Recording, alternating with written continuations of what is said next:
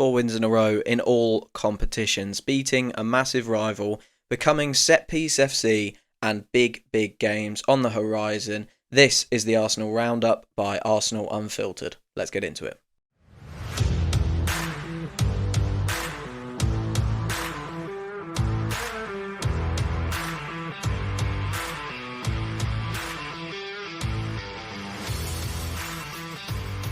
Welcome back to Arsenal Unfiltered, your 3 times a week dose of Arsenal coverage.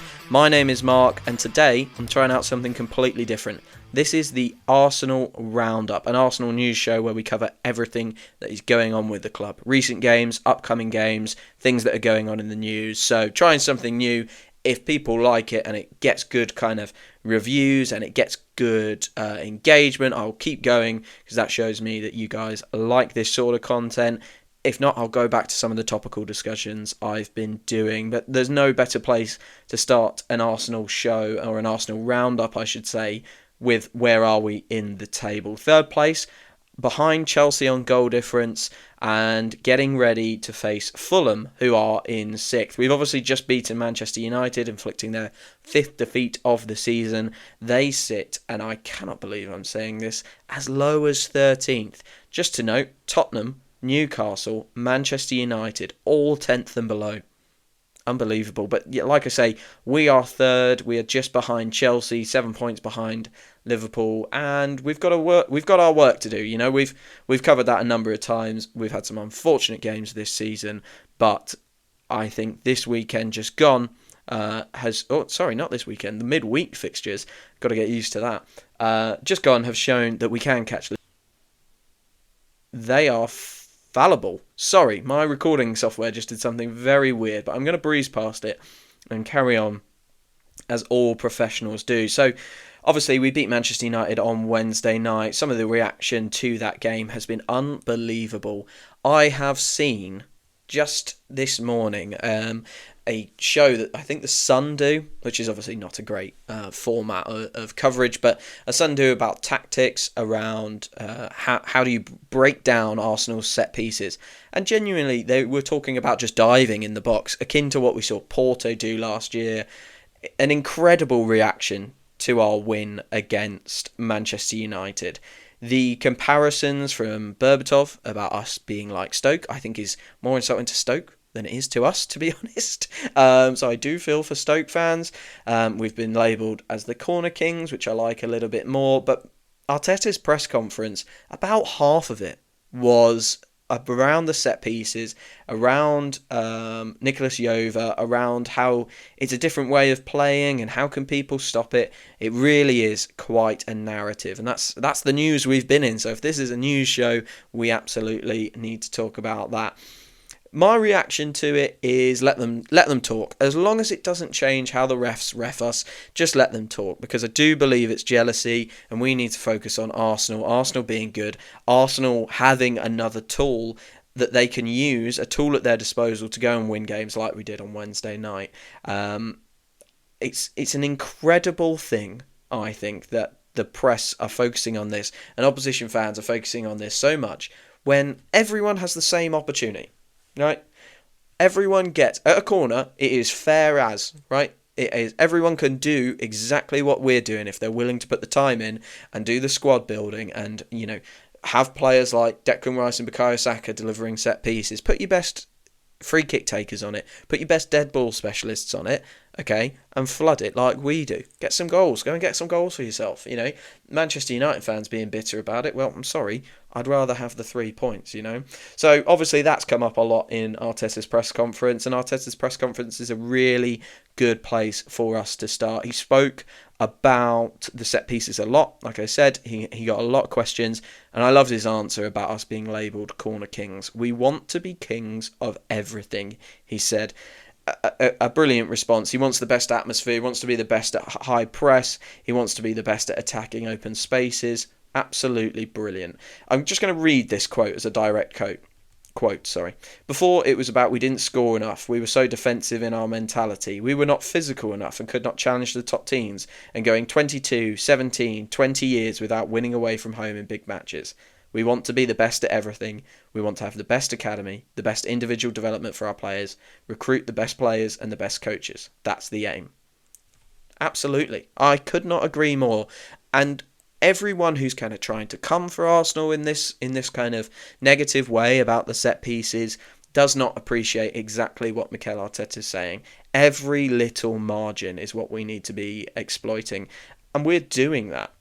We have had some bad luck for us so far this year. So of course we're going to go and take something that gives us goals, gives us points, and we're going to work on that, and we're going to try and get every margin. We've got 3 points rather than 1 because of that.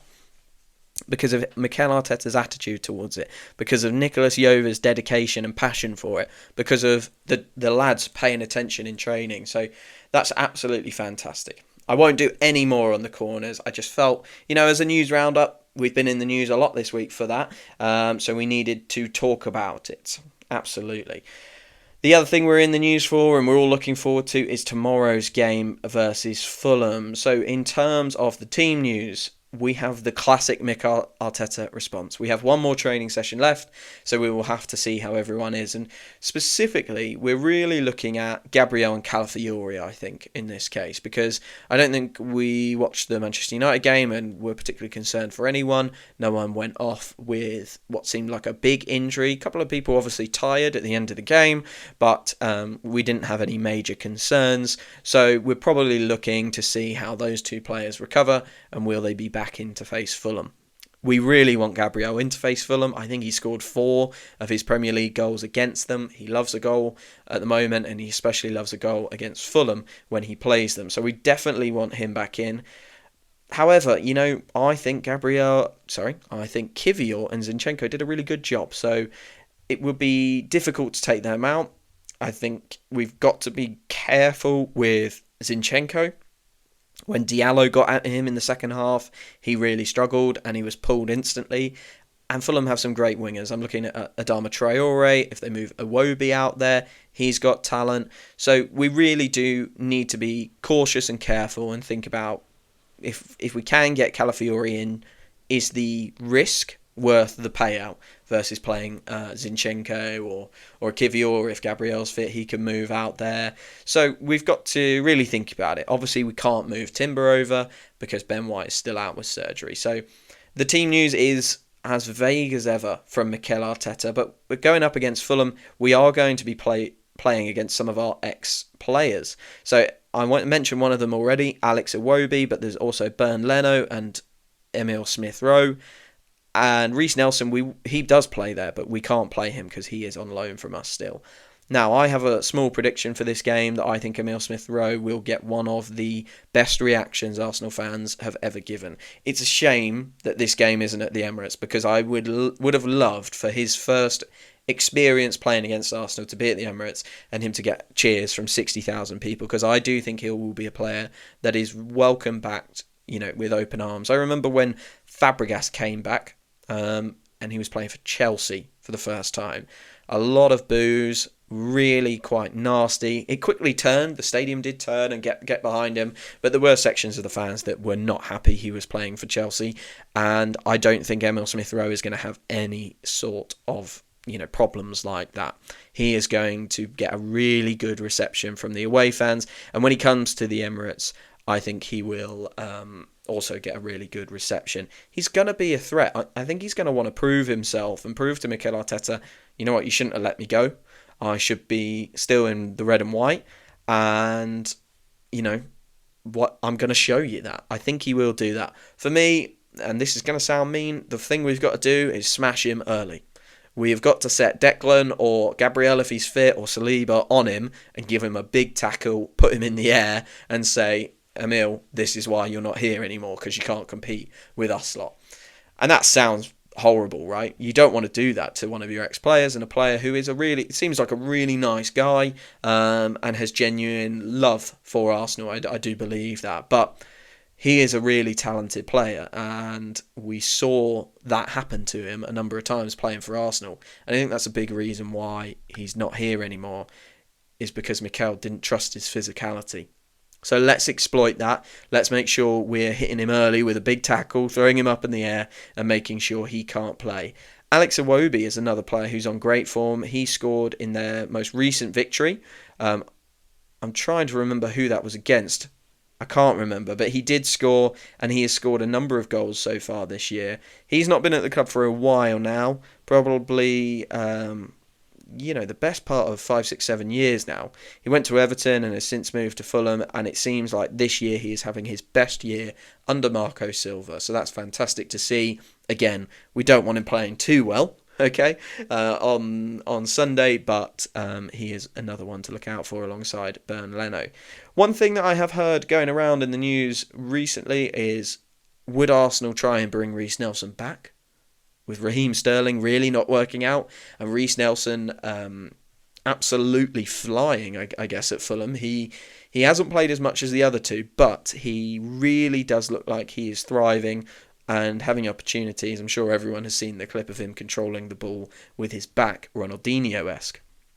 However, I think that form is because he is getting more minutes. He's not getting, he's not a guaranteed starter at Fulham, but he's getting plenty of minutes and it's giving them the opportunity to thrive. I think Arsenal would be silly to bring him back in January, even if that might not be an option, but I've heard it muted. I think it would be really silly because actually what this is doing for him is it's expanding his value. If he's playing at Fulham, getting assists, getting goals, even if he gets 5 goals or 5 assists, like I'm a very moderate return to Premier League club. If he can do that, his value goes up like 10 million. So we absolutely need to leave him there, let him thrive. If he came back to Arsenal and started getting garbage minutes again, I guarantee you he wouldn't look as good a player as he does now. So let's not do that. Okay, so let's leave him there. Fulham, going to be a good team. They are currently in 6th. They've won 3 of their last 5. We need to be really, really switched on. Fulham have hurt us in the past. We dropped points against them last year and got found out, really. And it's, a lot of people think about the Aston Villa game that we lost in the run-in. And I think, actually, Aston Villa were a really good side last year. Where we lost it was in the Fulham games. Fulham weren't as good last year as they are this year. And we need to be cautious because if we got caught out last year and they've got better under Marco Silva, we need to be really, really careful. A couple of last bits about the Arteta press conference before we move on to some other news. He obviously spoke about allowing Emil Smith-Rowe and Fabio Vieira to leave in the summer.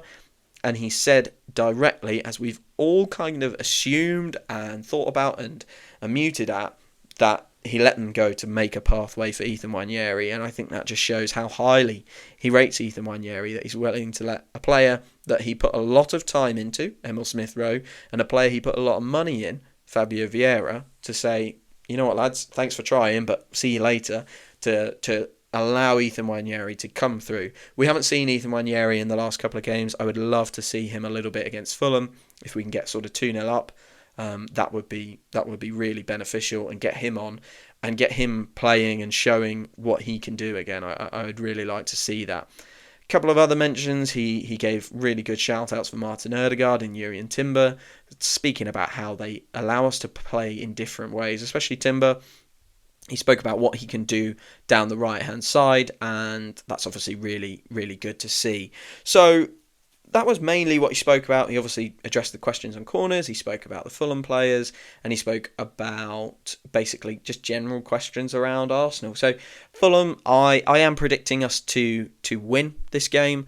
I think it will be hard. I think they are not going to make it easy for us, but we are so good defensively, and we allow such a low quality of chance and low quality of shot. I'm not sure Fulham have the players to get through our defence. They have obviously got some supreme attacking talents in Smith-Rowe. Pereira is another good one. Raul Jimenez has come back into some form. Finally, it feels like since his head injury all those years ago, he hasn't really found his rhythm, but it feels like he's getting there again this season at Fulham. So that's wonderful to see. But I don't think that they are going to be a match for our defence. And I do think we, at the moment, have the players in form to go and punish any defence in this league, let alone Fulham's. No disrespect to Fulham, I do think it'll be a 3-0 victory. So I think, yeah, no, I'm looking forward to the game and looking forward to seeing what we can do. Touch wood that prediction doesn't jinx us. Odegaard is going to captain us for the 100th time at Fulham. Wow, that feels like a lot of games actually, since he became captain. So that's fantastic. We've kind of racked up a number of milestones recently. I think we had the 500th competitive game at the Emirates. Mikel Arteta's 250th game. So we've had a lot going on in terms of milestones. I don't know why. I think it has just kind of been like that. It's just one of those weird runs where lots of things seem to happen at once. But yeah, Odegaard to captain us for the 100th time. I'm just going to interrupt this episode of Arsenal Unfiltered very quickly to ask a short favour. If you are enjoying this episode or any episode of Arsenal Unfiltered, please consider following us wherever you get your podcasts from. This is a growing podcast with a growing community behind it, and I want to keep bringing you the best content I can. And the way to do that, and the way to make sure I can do that, is keep following and keep listening. If you hit follow, you will get these podcasts 3 times a week into your podcast provider absolutely free. It would be a massive favour and would really help out Arsenal Unfiltered. Thanks very much. On to some other news, and, well, we've got Monaco after Fulham. Let's quickly do that. Monaco are a team that are just below us in the Champions League table. And I couldn't quite believe it when I saw it. They have the exact same record as us in the Champions League and are only behind us by 1 goal and goal difference. So they've had a really good Champions League campaign. I believe they've beaten Barcelona in that run, but most recently they lost to Benfica. Now they're 4th in Ligue 1, just behind Lille and Marseille, again on goal difference. PSG running away with that league at the moment, but they are 4th in Ligue 1 and 8th in the Champions League. So having a decent season, although they've been a little bit rocky in their recent games. 3 wins and 3 defeats in their last 6 games. They have lost to Angers and Marseille in Ligue 1 and Benfica in the Champions League, but also defeated Brest, Strasbourg and Bologna in that time as well. So they're kind of in a mixed patch. They are obviously impressing in the Champions League. We really need to take them seriously. Again, it's another one. There just are no easy games in modern football. There are no easy games. It's the exact same as Fulham. I think we'll win. I do. I think we've got quality above the team, basically all the teams in Liga. We beat PSG 2-0, obviously, and I think we've got the quality to beat Monaco. My problem is, if we are, same as Fulham, if we're not at it and just drop our level a little bit, they're ready to pounce, and they've got the quality to do that, clearly, having beaten Barcelona, who have had a very good year as well. So that is coming up on Wednesday. We're at home for that game. Didn't get tickets in the ballot again. It's that ballot is becoming the Scrooge of my life, really. It's a disappointment every single time I do it. But hopefully, maybe after January, I will get some and be able to go back to the Emirates. That would be greatly appreciated. Other things that are in the news around Arsenal. Director of Football. Obviously, we lost Edu earlier in the year, and we've heard very, very little since then. Everyone has kind of come out with some theories. Obviously, Edu left, and then like a week later, the Real Sociedad fella basically said, I'm off at the end of the season. And I think people started to put 2 and 2 together there, that he might be an option. And I genuinely have no in the know links. I really don't know. But I do think maybe that's just, we're just kind of joining links that maybe aren't there. That those 2 events could be completely unrelated. Real Sociedad are a really well-run club with a really intelligent transfer strategy. Isak went through there. They had Odegaard on loan, so they know how to identify talent. They have Zubamendi at the moment, who is a really, really hot prospect. I think Manchester City, Liverpool and Arsenal are all keen on Zubamendi, and I would not be surprised, whether Real Sociedad will allow it to happen, but I would not be surprised to see City go big for him in January. So, look, they've clearly got a really good football operation over there, and I'm not saying I wouldn't take this fella as our new director of football or technical director or sporting director or whatever the job title is that they come in under. But I think I think it's just a little bit too convenient. There were a couple of other talks about Luis Campos, who obviously I think he oversaw the Lille and Monaco projects back in the day where they were rattling up the league table and getting into the Champions League spots. But don't count out Jason Ato. Jason Ato was Edu's assistant for a very long time. Well, it still is, I guess, technically, although Edu's on gardening leave. And Jason Ato, I believe, is doing the job now and will be kind of moving forward with Edu's plan, or the plan that was put in place by the club, and he will be executing on that in January and most likely this summer, I would guess. Because even if we hire someone around the summertime, they're not going to be up to speed with everything within the club. So Jason Ato is going to be heavily involved for at least the next 6 months to a year. And I think there is a big chance that we kind of hire from within. Apparently he is really well rated, would carry on that kind of strong relationship with Mikel, would maybe not upset the apple cart too much, and allow us to kind of carry on the good footing that Edu set us off on. So, why not? Why not hire from within, promote, because he'll be hungry to prove that he can do the big job, right? And are people like Luis Campos as motivated as someone like Jason Ato? I'm not sure. Maybe they're looking for a big club and a big club payout. We have some scars in this kind of senior football position with Raul Sanllehi from the past. And I think if we've got someone who we know and someone who we think is a good guy and is part of the fabric of the club, why not? Why not give it to Jason Ato? Why not at least try him and see what plans he sets up? And actually, we might say, okay, Jason, you've got the ship for the next 2 years, because for the most of those transfer windows, the plan will already kind of be set up.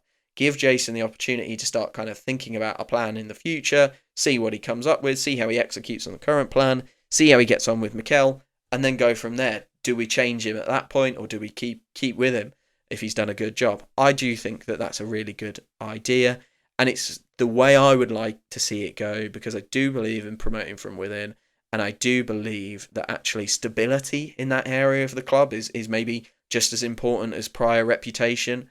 And maybe Jason Ato, his weakness is he might not have the links of like a Luis Campos or the Real Sociedad fella. That is something that we would probably lose, and we might want to consider the other guys for. But let's not rock the boat. Let's not get another Raul Sanllehi in. Is my opinion. I mentioned it a little bit there. The January window. Will we do anything in the January window? Well, it's very quiet at the moment, isn't it? It's very quiet in terms of news. So if this is the Arsenal Roundup, where I round up the Arsenal stories, the story is there are no stories, unfortunately, about the January transfer window. We've had some really good January transfer windows in the past. I think back to the Trossard, Jorginho, Kivior window, and I think, goodness, where would we be if we hadn't have done that window? We dodged the bullet of Mykhailo Mudryk, and we've got in Leo Trossard, who scored so many key goals for us. Jorginho has just appeared over and over again to drop a really strong performance for Arsenal, and Kivior has come in at some key moments as well. I thought he was really, really good against Manchester United. So we aren't hearing about those links, though, are we? We're not hearing about a Mudryk link, or sorry, not a Mudryk link. We won't be going back in for him, but that kind of player. I do think that is where Arsenal should go next in terms of improving the first 11. Is left wing. I really like Gabriel Martinelli, but I am just coming around to the idea that his ceiling is not as high as Kai Havertz. And if we're looking at positions to improve in this team, we've just added Mikel Merino at left 8. We've added Ricardo Calafiori at left back. We need an attacking improvement. I don't think on this year's form and last year's form, you would go and replace Kai Havertz. You would keep Kai in that team, let him do what he's done, and probably replace Martinelli, as much as that pains me to say. So are we seeing any left wing links? Not really. And I think that might be because the left wingers that are on the market, thinking Nico Williams, who we've been linked with before, maybe even like a Rafa Leao, they're not going to come cheap, and their teams are not going to want to let them go in January. If they're going, they'll be going in the summer. So do we already have the kind of player who you would be able to sign in January in Leandro Trossard? I think we probably do. I mean, if you look around the league for players further down the league, in the Premier League, is Antoine Semenyo an option that could come in and add something to our attack? potentially, but I don't think he'll want to sit on the bench too much, and I don't think he's a massive upgrade on Trossard or Martinelli. So I don't really see he's a great player, don't get me wrong, but I don't really see a logic there. I wonder if there is just another Jorginho-esque signing that we might be opportunistic about, where it's potentially an older player who we think we could just maybe grab, something from you, and that might make the marginal difference. But I can't see us going in big for anyone in January, especially with there just being no rumours about anything. A lot of the rumours are summer transfer based. On the Arsenal Roundup, however, I will continue to be across any transfer rumours that we see and kind of give my thoughts on whether we think it would be a good move or not. But as of right now, here at recording episode 1, we don't really have any links. So that's where we're at with transfers. And that brings us to the end of the schedule for this Arsenal Unfiltered Arsenal Roundup. First episode, I quite enjoyed doing that. If you liked it, like I said in the middle, drop me a follow or maybe a 5-star review or something like that, just to let me know that you enjoyed this episode. You can also let me know on Blue Sky. I'm there at Arsenal-Unfiltered. But mainly just, thank you for following. Thank you for listening. Let's hope we get a really, really good result against Fulham, and I will speak to you very, very soon.